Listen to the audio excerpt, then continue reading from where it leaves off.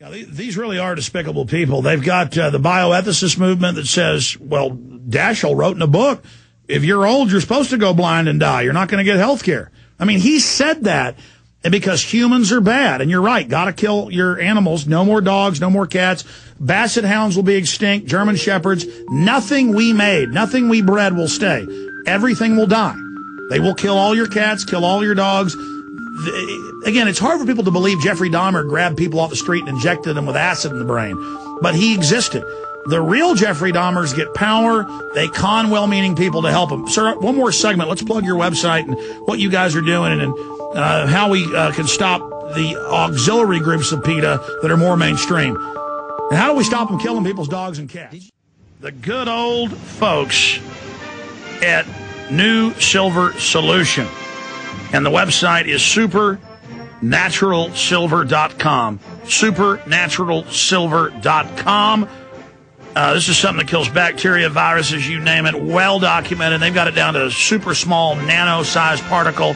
Supernaturalsilver.com. Check them out at Infowars.com. Supernaturalsilver.com.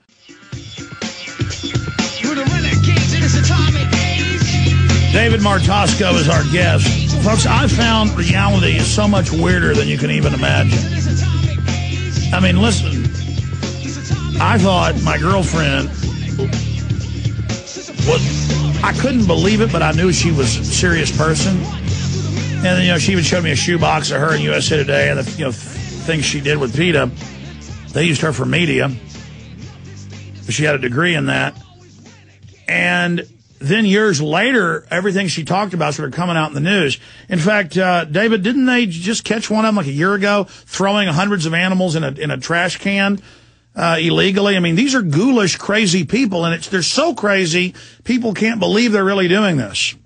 That's correct. A few years ago, the summer of 2005, police in a town called Ahoskie, North Carolina, caught 2 PETA employees throwing 34 dead animals into a trash dumpster behind a grocery store. And at the time, they had just literally hours before picked up these poor animals from a shelter and from a veterinarian. And in many cases, these animals didn't make it out of the parking lot alive.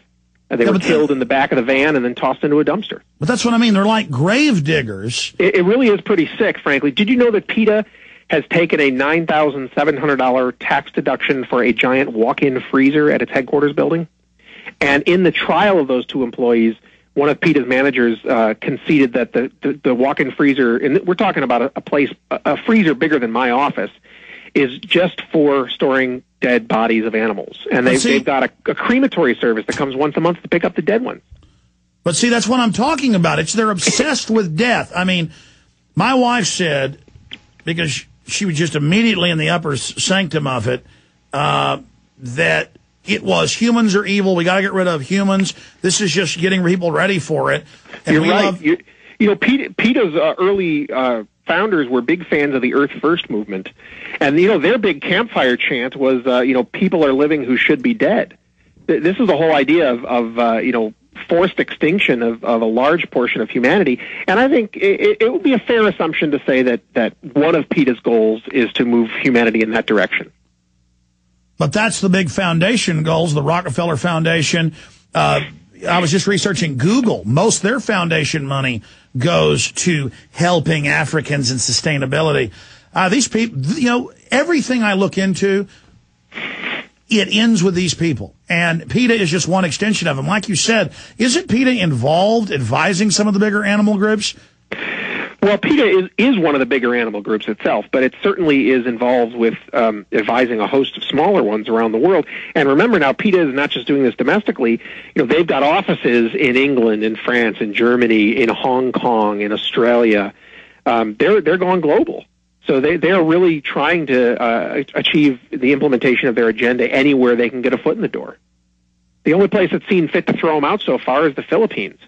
But other than that, everybody's willing to have them. Because they're fun to watch. It's amazing. These sickos, though, have been exposed by you and others. Tell folks about the websites. And it does seem they're in retreat now because just how macabre they are has really come out. Well, PETA certainly is in retreat, but I think it's important to note that the Humane Society of the U.S.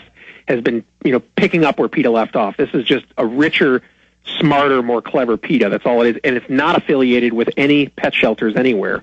So don't think it's your local Humane Society. The Humane Society of the U.S. is just PETA with a nicer wristwatch. Come to visit us at PETAKillsAnimals.com. You can see the records from the state government. You can see photographs, police evidence photographs of some of the crazy stuff they've been up to. And at our flagship website, which is consumerfreedom.com, is all about arming ordinary citizens with the information they need to know to protect their own food choices and thumb their nose at the people who are trying to control them. Well, we do need to have you back up for a full hour sometime without me just interchanging information. And I'd love to talk to your lovely missus, because I know she was the one who threw the dead raccoon on Anna Wintower's plate. I mean, she's got a serious history in this movement. I'd love to pick her brain sometime. Maybe you can set that up. Oh, so you do know who my wife is? Oh, I know who your wife is very well, yes.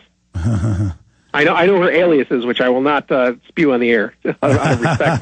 But I'd love to meet her sometime next time I'm in your neck of the woods. Yeah. All right. Yeah. No, I mean, we turned down a big book deal just because of privacy, and she totally can be off the record. She's totally embarrassed by all that. I know.